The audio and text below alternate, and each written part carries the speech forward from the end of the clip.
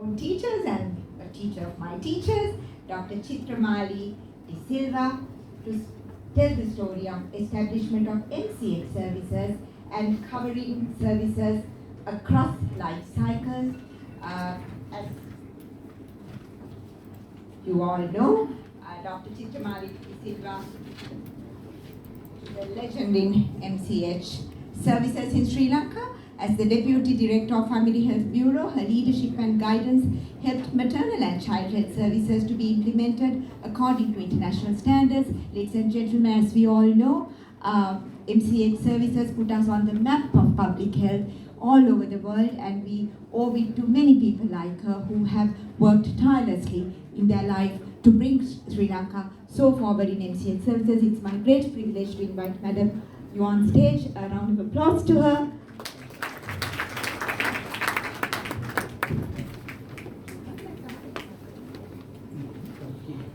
Good evening to everyone, my teachers and all the colleagues, sirs and everyone who are here today. So I think everyone was talking about many stories about their personal experience and also how the health system has been developed. So let me take you to see the remarkable journey of maternal and child health services through a history of health services in Sri Lanka. So, have we success, or whether are we improving, or so there is a dilemma. But anyway, there are so many things that have been happened over the years. So, I think Dr. PSC would have started from here. So this is how the health clinic system was established in 1926 in Kalutara NHS area, where this Vinnagutana, that is the public health midwife, who was the one, that is the landmark in our history, where the appointment of public health midwives were trained in 1926, based at NIFS, started at the MH Hospital, and then in Kalutara NHS area. So always this motherhood is considered as a very precious condition in every society.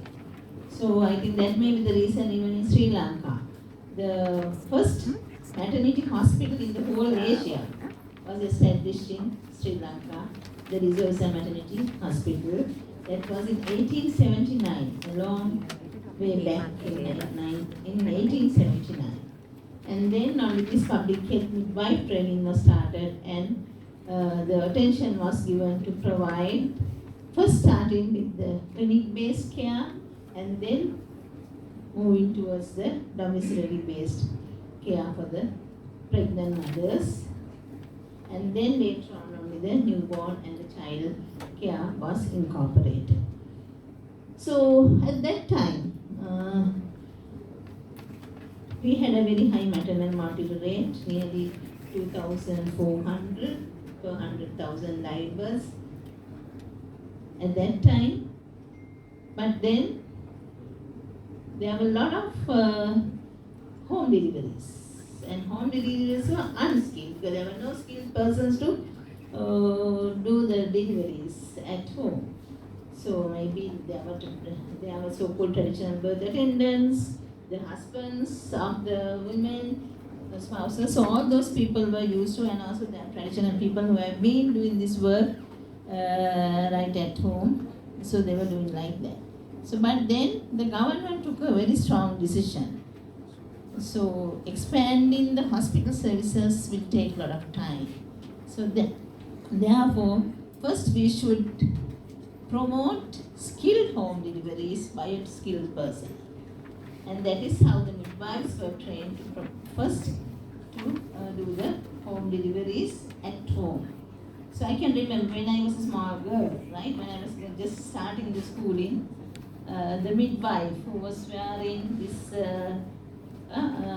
boiled sari, a candian with a blue line on her sari, and carrying the delivery bag, walking around the streets or even the villages, and coming and reminding about the immunization, vaccination can still remember the lady who was working in my village at that time, somewhere in 1960s.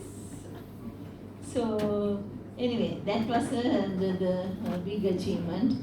And then what happened was, with the skilled birth attendance, our maternal mortality ratio became very much less. And then only from 1940s onwards, the country decided that we should expand our hospital services and to promote more of hospital deliveries, because the complicated cases cannot be managed by the midwife alone.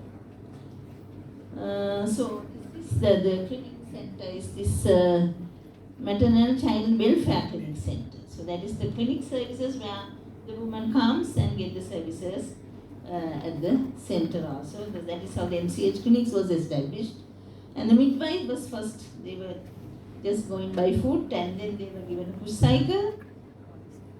And I can remember how I wrote a cabinet paper to give the midwives a moped, and then later on the scooter, right? So that is how the mobility of the midwives were also improved over the years. We took decisions at our National Family Health Steering Committee, and how it was evolved over the years. But now our midwives are privileged with the scooter to move about. And also she is providing a lot of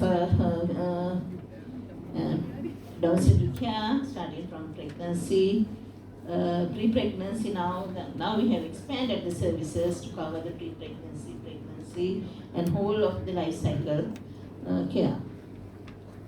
So another important thing is the nutrition of the children and the mothers. So that has to be given priority.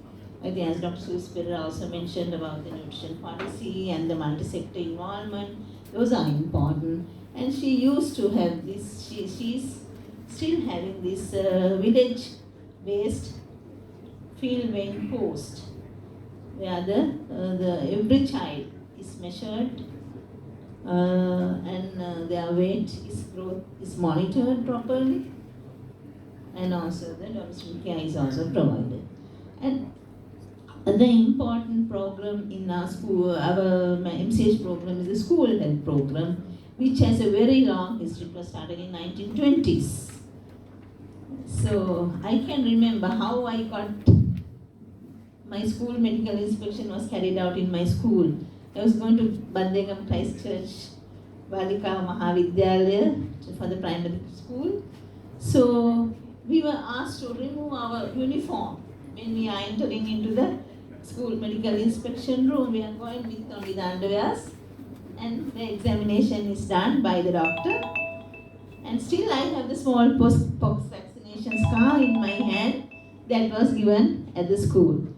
Right? So every year the school medical inspection is carried out by the medical doctors. I don't know whether it's happening now in almost all the schools, but anyway, those days it was very successfully carried out, and we were very afraid to get the vaccination because it's something like we are frightened on the day that this SMI is being done.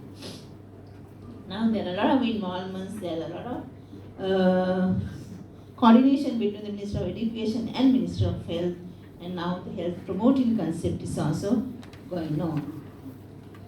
Then the other important area is the expansion of services beyond the mother and the child.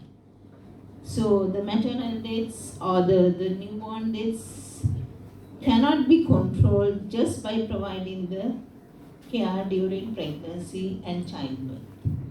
So there has to be a lot of care before they become pregnant, and also in between pregnancies and afterwards. So that is how the services were expanded for pre-pregnancy care, and then adolescent and youth health, and also the other important is the reproductive health concept, which came into our program in 1996, because after the Alma-Ata conference that was held in Cairo, they all decided that reproductive health problems have to be addressed altogether in one program. And that is how the adolescent and youth health, subfertility issues, abortions, right? A lot of programs are incorporated, and also the reproductive organ malignancies was one of the programs that was incorporated into the system. So screening services through Well Woman Clinic we established in 1996. That was a very heavy task. I was the first program manager to establish the Well Woman Clinics in Sri Lanka. So anyway, we had a lot of coordination with the obstetricians and gynecologists, the College of Pathologists, and the laboratory services, and with the support of UN agencies also, we were able to establish successfully the pap smear facilities and the colposcopy services also right throughout the country. And now we have nearly more than 1,000 Well Woman clinics established throughout. So those were some of the, and the other thing is the gender-based violence. So this affects across the life cycle, and even not only the mother and the father, the couple, the children are affected because of the GBV. So the Mithuru PSS services, we understood the importance of streamlining the gender equity and equality, and then we established the services through Mithuru PSS centers, that is for the affected people, mainly the women, and also then the prevention program through the public health team. So therefore, most of the time they know that there's a place that they can seek services when they are affected by gender-based violence. So nearly more than 100 Mithuru PSS centers are established in government hospitals in Sri Lanka. That is like meeting the 2 points, Susie. Meeting the twins, curative and the preventive together. In the curative sector, the Mithuru PSS center is there, Young PSS center is there, where the adolescents comes and they get their services. The affected, vulnerable victims come and get the services from Mithuru PSS. So meeting the points together is very, very important. And the other important area that I want to highlight is the accountability, supervision, and counting of each and every person. So for this, we need a strong M&E system. In 1996, we could establish a very strong public health information system, starting from eligible family register, where each and every eligible woman is counted. What happened to this woman? Where has okay, and also the counting every adverse events, maternal death, perinatal death, infant death. So that is another area I think we have gone long way in maternal death surveillance and response, and the perinatal death surveillance and response, and conducting district MCH reviews every year. Even during COVID period, even during any epidemics, we did not stop all these activities, they were going on. So the continuous monitoring, evaluation, and the surveillance has become a success in our program. I think that has to be continued. And also I must appeal to the college and the hierarchy here, giving strong back to the public health units in Sri Lanka, in the Ministry of Health, is very important, Kapila, because I know the Family Health Bureau is very strong. I have been working there for 28 years, so I know how strong it is. But that's the same system is not there in most of our public health units. So we need to establish unit system within all these public health agencies, and then make them stronger for them to work independently and also working towards a common goal. So everyone has to work together within the even unit, and then I'm still telling the juniors also, because that is very, very important for us to have achieve our common goals. Right? So thank you very much for great listening, and also I thank Kapila and the team for giving this opportunity to inaugurate some things. Thank you, madam.